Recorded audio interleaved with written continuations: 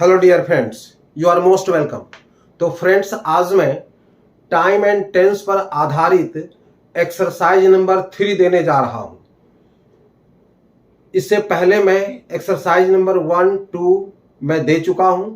इसे अवश्य आप देखेंगे और स्वयं सॉल्व करने की कोशिश करेंगे। फिर मैं जो सॉल्व करवाया हूं उससे फिर मिलाकर के देखेंगे। इससे पता आपको चलेगा कि आपको कितना समझ में आया। तो आए हम लोग एक्सरसाइज नंबर 3 को पहले समझें। इसमें आपको एक सेंटेंस दिया जाएगा जिसमें एक खाली प्लेस होगा, उसमें वर्ब के कौन सा फॉर्म आएगा वो फॉर्म आपको फिल करने हैं। हर सेंटेंस के एंड में एक ब्रैकेट में वर्ब का फर्स्ट फॉर्म दिया रहेगा। उसे आपको कौन से फॉर्म में चेंज करके वहां पर देना है, ये आप उसको स्वयं इसमें फिल करेंगे।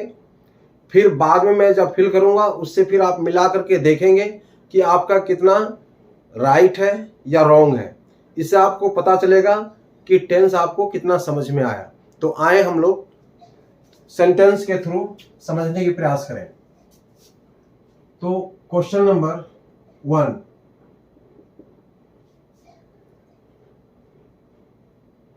C dash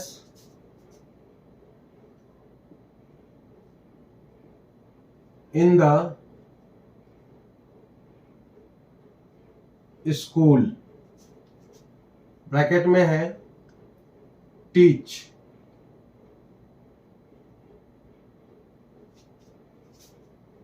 question number 2,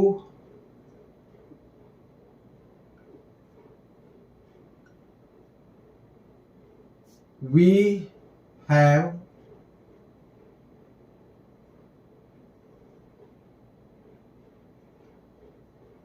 all the questions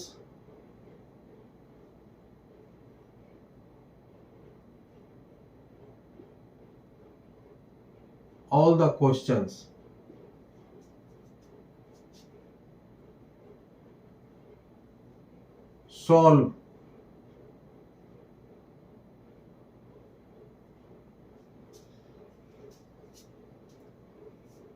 question number 3,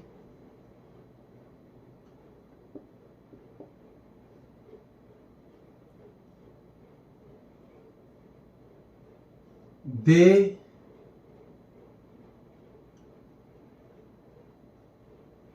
were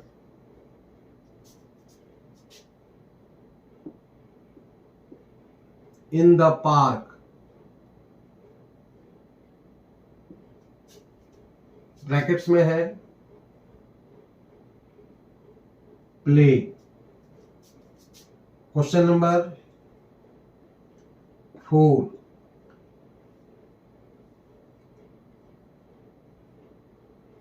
he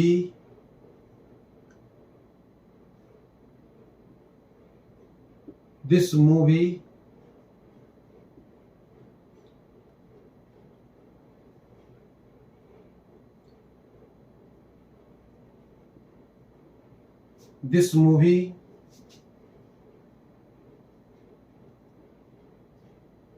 last month,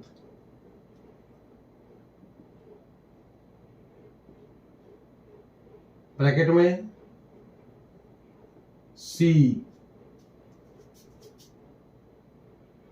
question number 5,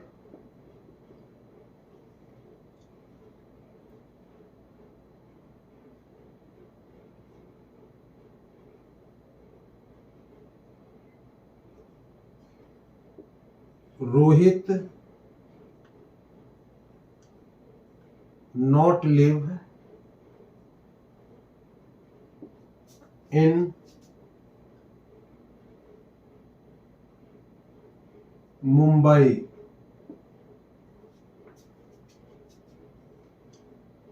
do। Question number 6,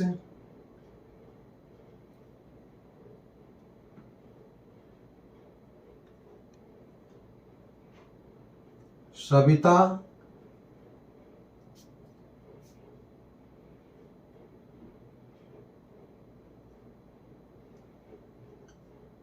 not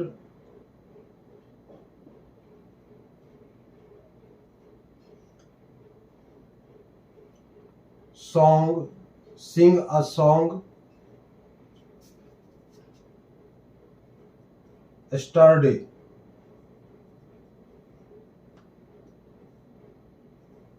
Do.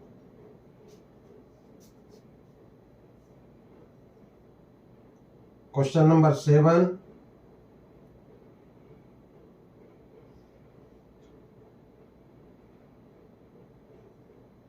I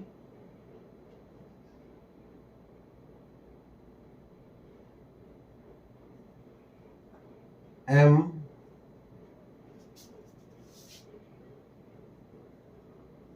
the students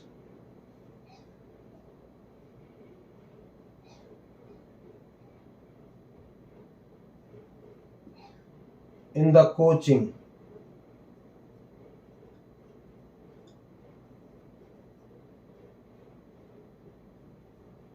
Teach.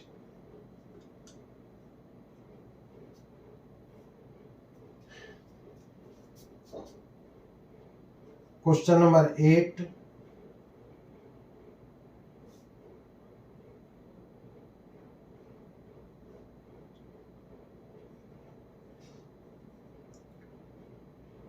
His father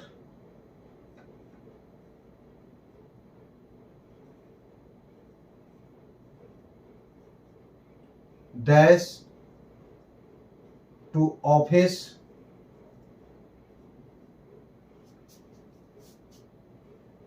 every day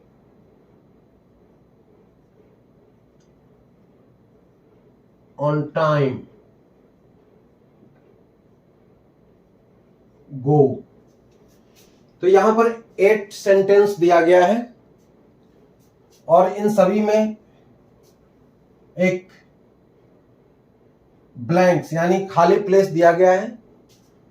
ये जो ब्रैकेट में वर्ब दिया गया है, इस verb को हम यहां पर फिल करेंगे। इसमें कौन सा वर्ब का फॉर्म आएगा वो फिल करना है आपको। मेरे विचार से आप लोग फिल कर लिए होंगे, नहीं किए हैं तो अभी आप इसे फिल कर लें। फिर इसके बाद जब मैं फिल कराऊंगा फिर आप मिला करके देखेंगे कि आपका कितना सही है और कितना गलत। इससे आपको पता चलेगा कि टेंस आपको कितना समझ में आया।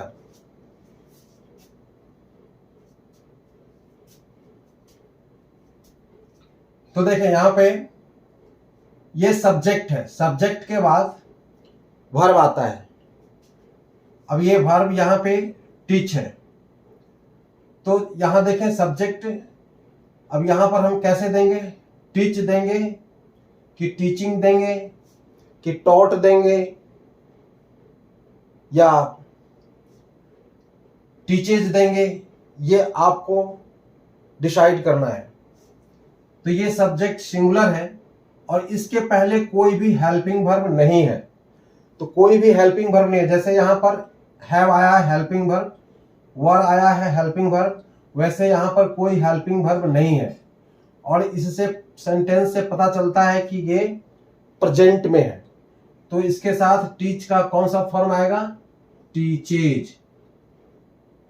क्योंकि सब्जेक्ट अगर सिंगुलर है तो वर्ब भी सिंगुलर होना चाहिए। फिर से मैं कहूं, नाउन को नाउन में यस और ईएस ऐड करके प्लूरल बनाते हैं, लेकिन वर्ब में एस और ईएस ऐड करके सिंगुलर बनाते हैं। जब सब्जेक्ट सिंगुलर हो तो वर्ब भी सिंगुलर होना चाहिए, और जब सब्जेक्ट प्लूरल हो तो वर्ब भी प्लूरल होना चाहिए। इस रूल को हमेशा माइंड में याद रखेंगे। तो ये टीचेज आ गया। अब यहां क्वेश्चन नंबर 2 में देखें, वी हैव। अब सब्जेक्ट वी है, उसके बाद क्या आया है? हैव। और हैव के बाद आपको मालूम है ये वर्ब के कौन सा फॉर्म लगता है? यहां आया है solve. We have solve all the questions. तो वर्ब के बाद ये हैव के बाद कौन सा फॉर्म आएगा? सॉल्व्ड। अब है we have solved all the question. हम लोग सभी प्रश्नों का जवाब यानी हल कर चुके हैं। क्वेश्चन नंबर 3, दे वर। अब ये सब्जेक्ट है दे, इसके बाद क्या है, हेल्पिंग वर्ब आया है वर, तो पास्ट में चला गया। अब इसमें प्ले आया है, प्ले का कौन सा फॉर्म आएगा इसमें, तो आपको मालूम है वर्ब टू बी के बाद वर्ब के फोर्थ फॉर्म यूज होता है। अब वर्ब टू बी में am, is, are, was, were आता है, तो वर आया है इसमें, इसलिए यहां पर क्या हो जाएगा, प्लेइंग। इसी तरह से क्वेश्चन नंबर 4 में देखें, ही के बाद कोई हेल्पिंग वर्ब आया है, नहीं आया है, तो अब इसमें हम डायरेक्ट वर्ब देंगे, ब्रैकेट में क्या है, सी। अब इस सेंटेंस को पूरा पहले पढ़ें, ही dash this movie last month. Last month मतलब टाइम दिया गया है, इस टाइम से आपको पता चलेगा कि यह टाइम बीते हुए समय का है या आने वाले समय का है। तो लास्ट का मतलब क्या होता है, पिछला, जो बीत चुका है। तो लास्ट मंथ यानी पिछले महीने की बात है ये, तो ये किस में चला जाएगा, पास्ट में। और जब इसमें कोई हेल्पिंग वर्ब नहीं है, इसका मतलब है वर्ब का सेकेंड फॉर्म आएगा, पास्ट इंडेफिनिट, तो यहां पर आएगा शो। बस। अब क्वेश्चन नंबर 5 में देखें, Rohit not live in Mumbai. अब यहां सब्जेक्ट है रोहित, सिंगुलर में है, नॉट लिव यहां भी एक वर्ब आया है, इसका मतलब है नहीं रहता है, इन मुंबई, मुंबई में नहीं रहता है। अब वर्ब ब्रैकेट में क्या है, डू। अब डू का कौन सा फॉर्म इसमें आएगा, तो हमेशा ध्यान रखें कि सब्जेक्ट सिंगुलर है तो वर्ब भी सिंगुलर होता है। तो डू को जब हम सिंगुलर बनाएंगे तो उसमें क्या लग जाएगा, ईएस, तो डू को हम डज बना देंगे, DOES, डज। बस हो गया। फिर इसी तरह से नंबर 6 में Savita dash not sing a song yesterday. अब इसमें देखें, सविता सब्जेक्ट में है, नाम। अभी पता नहीं चलता है कि ये कौन सी टेंस में है। टेंस समझने के लिए हमें पूरे सेंटेंस को पढ़ना होगा। तो Savita dash not sing a song yesterday, यहां पर टाइम आ गया, एस्टरडे का मतलब क्या होता है, बीता हुआ कल, जो बीत गया है। और बीत गया है तो किस में आ जाएगा, पास्ट टेंस में आ जाएगा। और जब पास्ट टेंस में आएगा तो उसमें हम क्या फिल करेंगे, डू का कौन सा फॉर्म आएगा, डू का सेकेंड फॉर्म आएगा, डिड, तो इसमें हम डिड दे देंगे। बस। इस तरह से यहां पर है, I am dash the students in the coaching. अब इसमें टाइम नहीं आया है, और टाइम से पता है यहां पर जब टाइम आया ही नहीं है तो टाइम से कोई मतलब ही नहीं। अब देखिए, आई एम के बाद कौन सा वर्ब के फॉर्म आता है, टू बी में एम आता है, और टू बी के बाद वर्ब के कौन सा फॉर्म यूज होता है, फोर्थ फॉर्म। इसलिए टीच का फोर्थ फॉर्म क्या होगा, टीचिंग, तो आई एम टीचिंग। इसी तरह से क्वेश्चन नंबर 8 में देखें, हिज फादर, सब्जेक्ट क्या है, सिंगुलर है, और his father to office every day on time, यानी उसके पापा प्रत्येक दिन समय पर ऑफिस गो है, जाते हैं। तो हिज फादर, सब्जेक्ट देखें सिंगुलर है कि प्लूरल है, सब्जेक्ट सिंगुलर है, तो गो का क्या बन जाएगा यहां पे, गोज। बस हो गया। फिर अब आप अपने जिससे इससे पहले जो फिल किए हैं उससे मिला करके देखें कि आपका कितना रॉन्ग है, कितना राइट है। अगर बिल्कुल राइट है तो इसका मतलब है आपको टेंस अच्छी तरह से समझ में आ रहा है। अगर कुछ मिस्टेक है तो आपको फिर से उस टेंस को जिसमें प्रॉब्लम आ रहा है उस वीडियो को देखें, जिससे आपको अच्छी तरह से फिर से समझ में आ जाए। Next,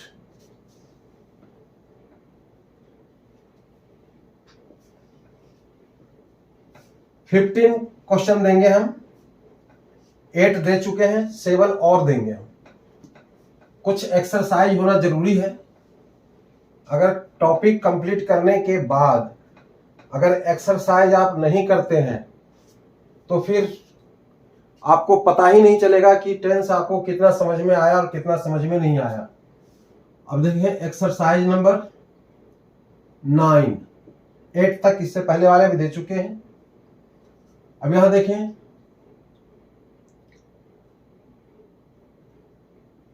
dash they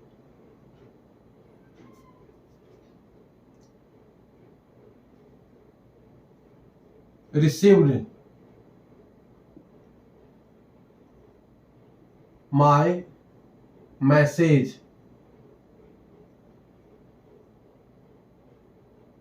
question mark, dash they received my message, इसके बाद में क्या है, क्वेश्चन मार्क।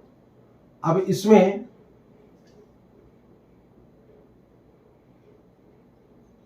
हैव आएगा या हैज, दो ऑप्शन दिया गया है, क्योंकि रिसीव्ड तो तभी आएगा जब वर्ब टू हैव आता है।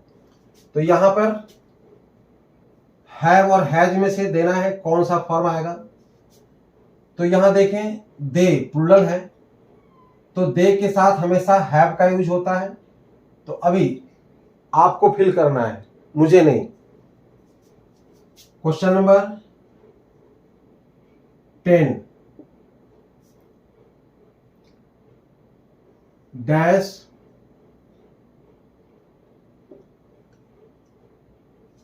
You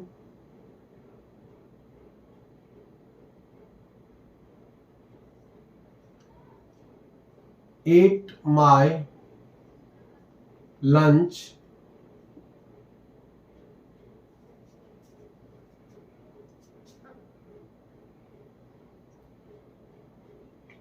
this morning।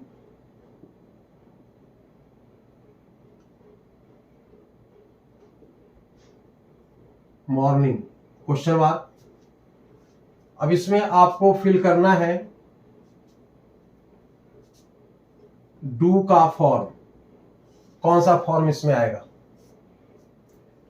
Question number 11,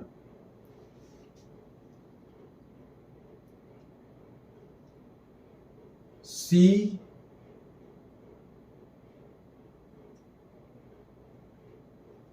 had been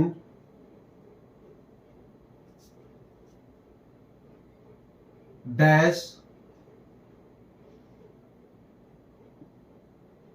for me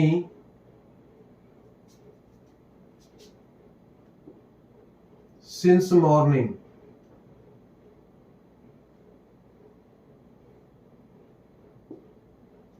since morning, इसमें क्या आएगा, wait.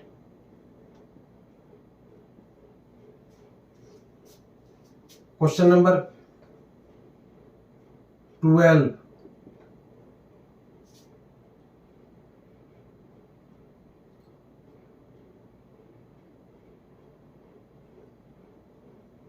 they will have dash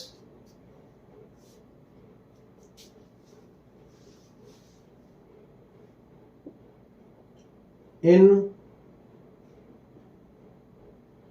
their village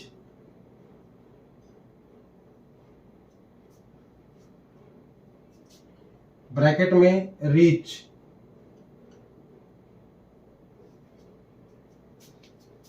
question number 12 के बाद 13,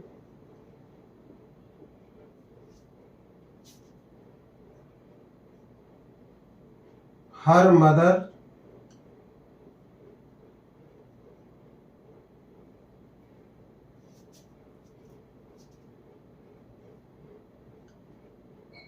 will be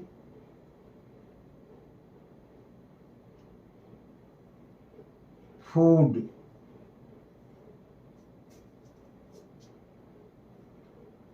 in the kitchen।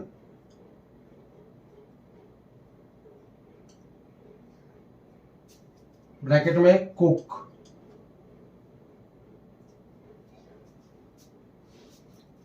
Question number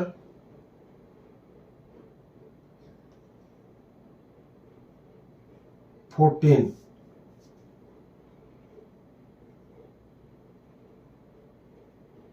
Some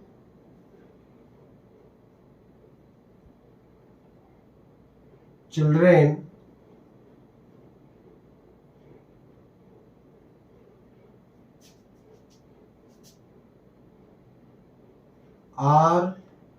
some children have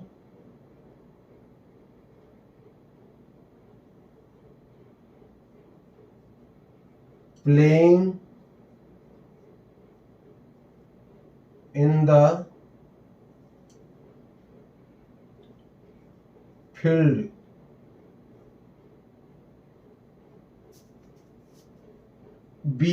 B form का कौन सा रूप आएगा उसमें?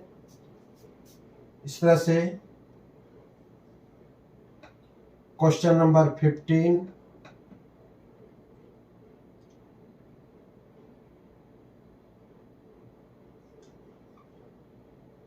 we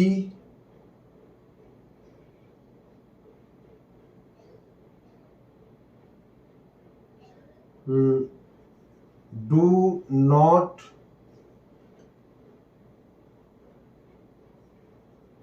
him, ब्रैकेट में है नो।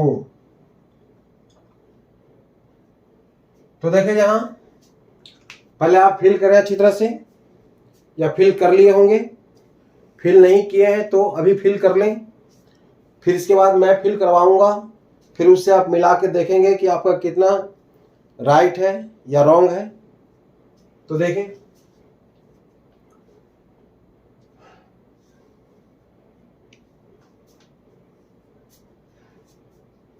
ओके। तो क्वेश्चन नंबर 9 में देखें, पहले डैश आया है, फिर आया है दे। तो इसमें आपको हैव हैज में से दोनों में से कोई एक फिल करना है। तो क्या आएगा? दे के साथ दे प्लूरल है और प्लूरल के साथ प्लूरल वर्ब आता है।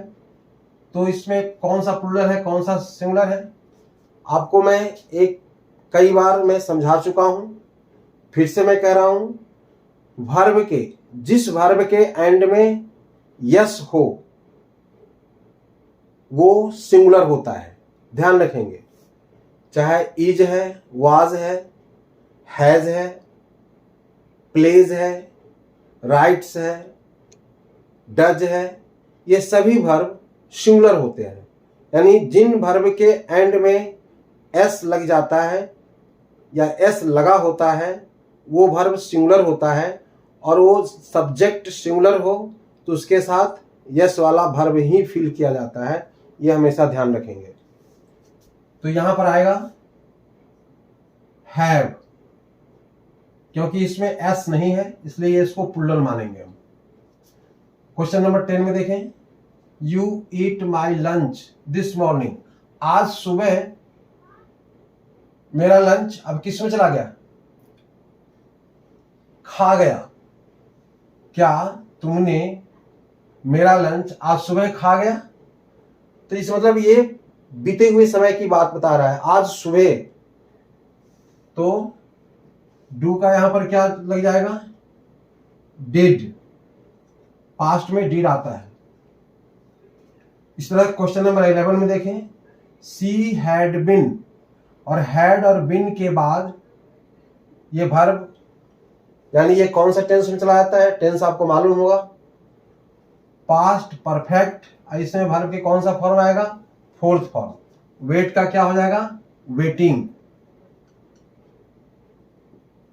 Waiting for me since morning.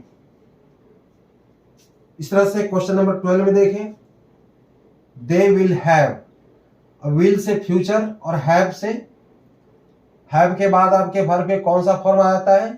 Third form, हमेशा ध्यान रखेंगे। तो they will have, reach verb है, रिच का कौन सा फॉर्म आ जाएगा वहां पर?